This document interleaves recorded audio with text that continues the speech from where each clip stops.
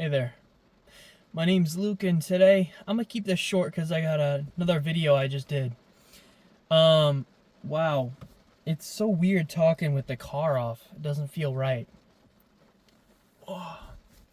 What to look for in a partner? Now, I think what's essential to working with a partner, but yeah, being with a partner, finding a partner that really is high value is communication. I know everyone says that, but the reality is that we keep a lot of things to ourselves. We shelter a lot of our emotions and a lot of our desires and a lot of our ideas in our everyday lives. And it's important that we find someone, whether it's a boyfriend, girlfriend, whatever, that we find someone that has the same ideas and ideals in their life as us. Because at the end of the day, you can have different favorite colors, favorite foods, even favorite music tastes.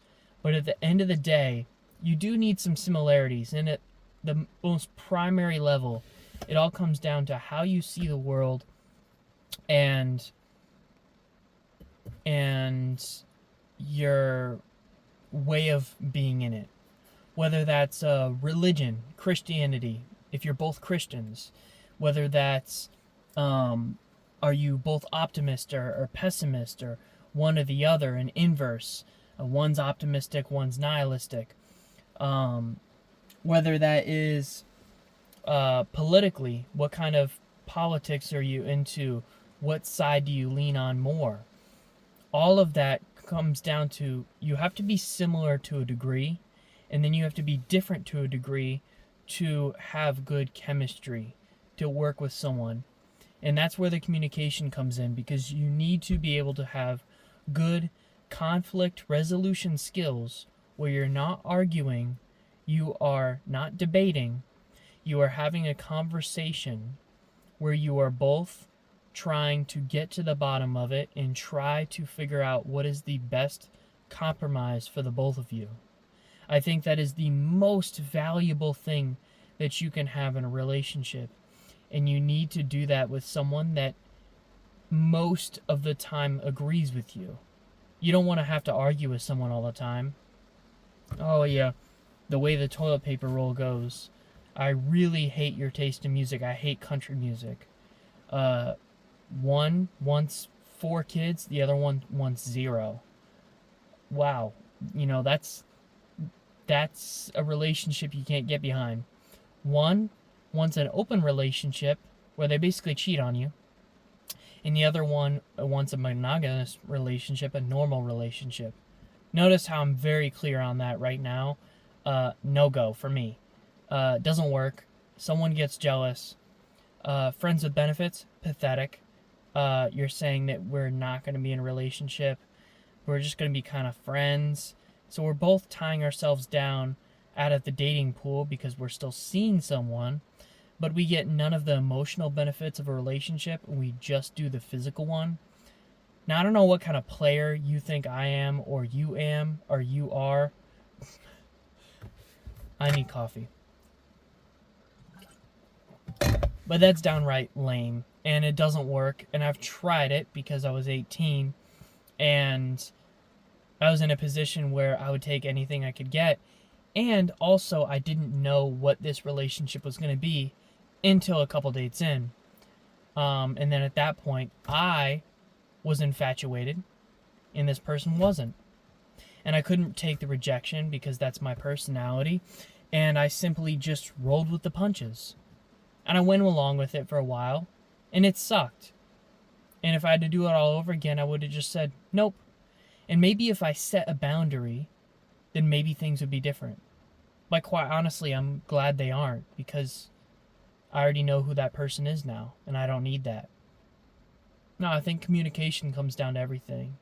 That loyalty, the trust, all of that has to be monogamous and fully in love with someone. And I mean, in terms of communication, in terms of your mental, I mean, having a deep conversation with someone and really understanding them and them understanding you. Listening. The emotional side. Are you both in tune with each other's emotions? The physical side, everything like that.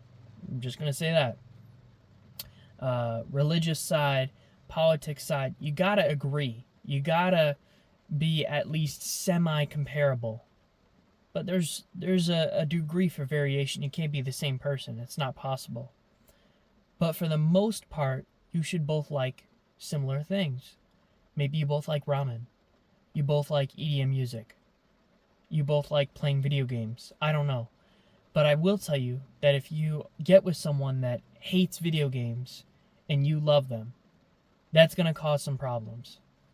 You should know this already. This is common sense. But having good communication will probably put you in a good place in terms of relationships. And you need to set boundaries as well. If you say, hey, I like playing video games, I can't stop for you. I've got a dog here. I know you're allergic, but can you take some Benadryl, whatever? Because I'm not getting rid of my dog. I love you, but I love my dog too. It's things like that where you need to set that boundary and say, I am not changing that much for you. I'll change a little bit for you. It's inevitable. Because as there are differences and different compromises that you can do, the way you use your toothpaste, the way you put the toilet paper roll, those little things add up. And if you're able to make that compromise, you've got a good, solid relationship. If you can't make that compromise, the toilet paper has to go this way. I can't go the other way. If you both absolutely cannot compromise on one thing, your relationship is doomed. And what I'm trying to say here is that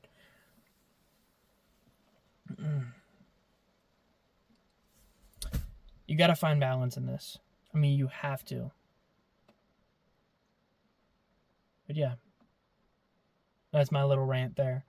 I was going to talk about qualities and everything like that and what to look for in a person, but at the end of the day, that's really all you need to know. That is really the most basic level of a relationship that you need to know. And that means that, yes, you're going to be physically attracted to someone first, and then say, can I get your number? Then go out on a date with them and find out what they do, who they are, what their ambitions lie, where their ambitions lie, what their career is, and maybe a couple things, simple stuff. What kind of food they like, what kind of things they do, what kind of music they enjoy, what kind of photos do they like? Do they like taking photography? What kind of hobbies they have? And then a couple dates in, you see who they are as a person. A couple dates more, you realize what kind of marriage material this is.